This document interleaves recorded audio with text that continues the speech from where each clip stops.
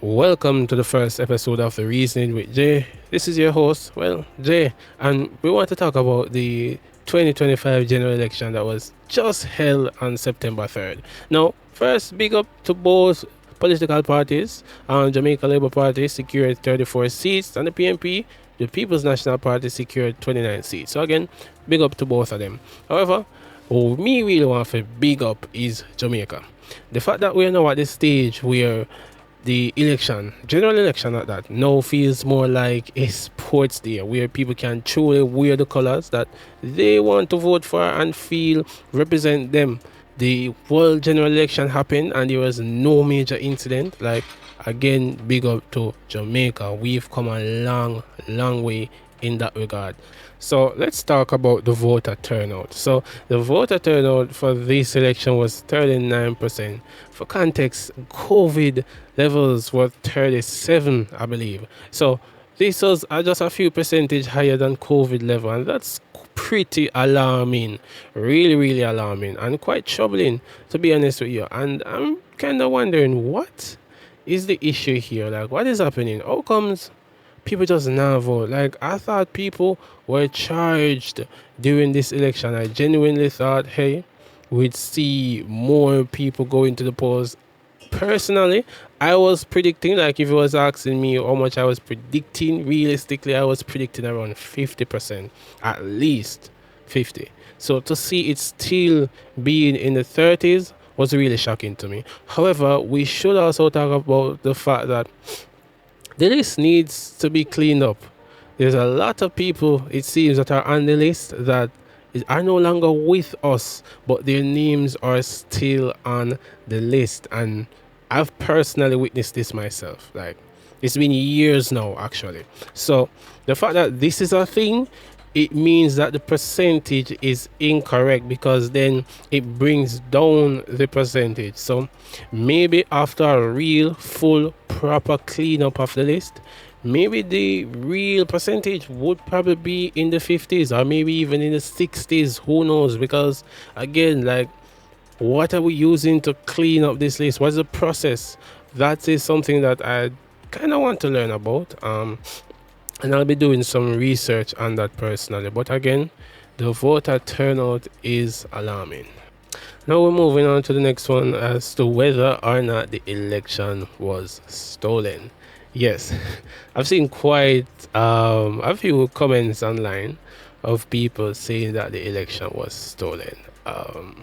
And so I've researched, there's actually no official reporting of any fraud, any manipulation, nothing of the sort. And the internet is the internet, and anybody can post anything without repercussion. So people tend to do that and hide behind an avatar. But I've seen no real reports, and nothing official, nothing even alarming that I could say, that's kind of suspicious, right? So I didn't see anything like that. I see some people pointing to the fact that the leader of the Jamaica Labour Party, Andrew Holness, all of a sudden gained a lot of votes in the last leg of his counting. But it seems that this is more of a case of people not understanding how the ballot counting process works.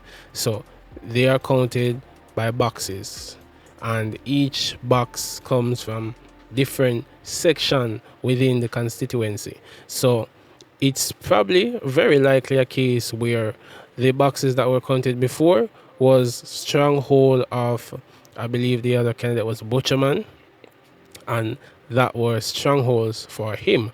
But then in the last leg, Andrew Horner's stronghold boxes were probably counted, and it's updated by boxes as well. It's not updated by 1, 2, 3. That's not always, it's updated by boxes. So if there's 20 more votes in this ballot box, that 20 will be added after the full box is counted.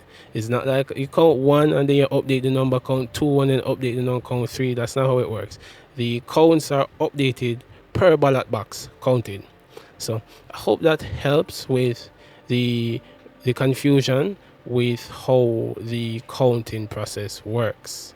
And guys, I want to be clear, like there's some serious consequences with meddling with an election, especially in the West. Like quickly, the United States will drop sanctions on the country. The European Union will drop sanctions. The CARICOM would not recognize the outcome. There's also some serious repercussion for messing with an election process that nobody in the country wants, right? So yeah, like I want you guys to really think wholeheartedly about this and not just think within a box and a vacuum, right?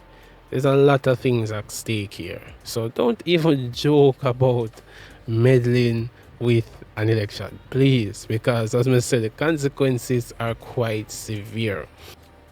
So this was again the first episode of the Reasoning with Jay. I don't know what the official name will be as yet. Maybe we'll change the name. I'm definitely open to ideas on that. But as you can tell, the concept and the idea for this series on this channel is where we just reason through stuff. We talk about different things that's happening across the region and in the country, and we tackle certain topics. Basically, what I'm saying is I want it to have some sort of value to you, the viewer. I don't want you to just come and watch and then feel like you've just wasted your time. I want you to be able to come from this and then be able to explain what I've explained in this video to somebody else and say, no man, I've learned that that's not how it works. This is how it works. And then you get what I'm saying? So that is the goal of this series. I hope you enjoyed the first episode. Thank you so much for watching. Have a good one.